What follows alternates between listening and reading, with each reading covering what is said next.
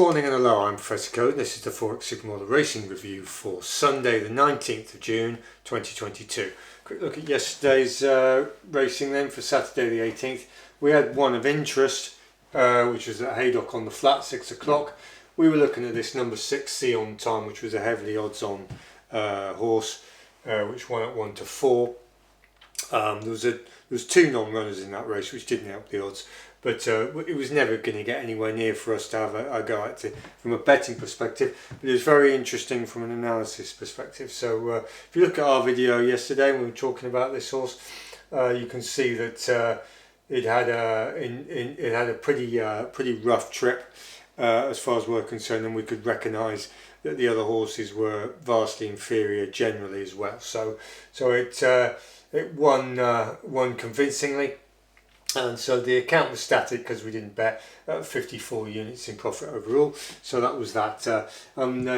You can rely on Kieran Fallon. Many years ago was champion jockey, and he was all the rage, and he's obviously knocking on in years, and but when he gets the bit between his teeth, he's still an excellent rider, and the difference between him now and in his younger self is he's simply he's just not getting the rides that he was when he was at his peak, so in terms of quality. So arguably he hasn't deteriorated. It's just the fact that the horses he's getting are of a lower grade. So anyway, that's a side issue. So that's where we are. We'll stop it there and then we'll have a chat about today's racing. Right, we're back then, so let's have a look at what we're talking about today then, Sunday the 19th. We've got no filter 1, structural filter, no ratio filter, and no alternate really, but we're going to have a look at this race as of interest. This is a Worcester National Hunt 405. It's a novice hurdle qualifier, and it's a class 4 4-year-old plus 2 mile good to soft. The likely favourite, number 1, Pop the Champagne, 8 to 11. What do we know about that horse? Won last time out, which was at Foslas, 2 mile good. It was a mare's novice hurdle, so lower grade effectively. It didn't beat much, and the jumping was pretty iffy. And previous to that, 31st of the 10th 21, Huntingdon, 2 mile 3.5, good. And that was another mare's event, and it was a better race, but it was pretty stuffed in that. So Pop the Champagne, not really worthy of 8 to 11 as far as we're concerned. And there's 6 in the race. Numbers 2 and 3 are high odds and not good enough. And number 4 is an interesting one we'll talk about in the middle. Number 5 in a minute. Number 5, Soresness Medea.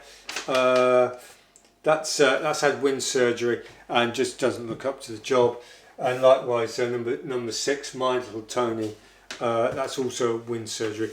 A lot of these horses are getting wind surgery. That probably means they've been tubed, and generally it takes them a little while to come back from that. And some of them never do, so it's not a good sign. So you know, if you were looking at that race, you're left with this number 4, Night Fever. It's a German horse come over from Germany. It's an FTO over here, first time out hurdles, and it's a flat German horse. Now this is a qualifier. So it's an interesting race to stick it in. If you look at the entries for Night Fever, it's also entered into Wednesday the 22nd of the 6th next week. That's also entered into another qualifier. So potentially that is of interest. Night Fever. It's about 4 to 1. The problem with it is we've got no back information on these German races. And therefore we'd have to wing it really, and you're winging it against this odds-on Pop the Champagne, which is the one basically they've all got to beat, even though it's not that clever.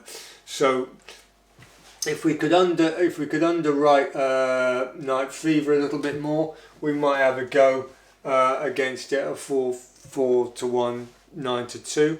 But we can't underwrite it, unfortunately, and therefore it's going to have to be a watching brief yet again. So we're going to have to watch it. So, but as far as we're concerned, it's either going to be pop the champagne, odds on, which is of no use to us, or this night fever is likely to be the winner.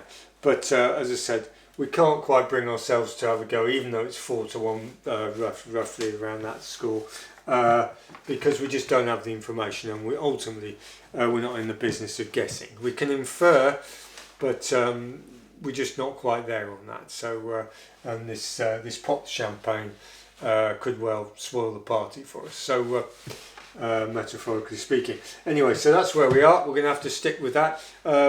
But that's not a problem. We're going to start firing hopefully next week again and get the account going again. So thanks for subscribing. Welcome anybody new, and generally thanks for watching, and goodbye.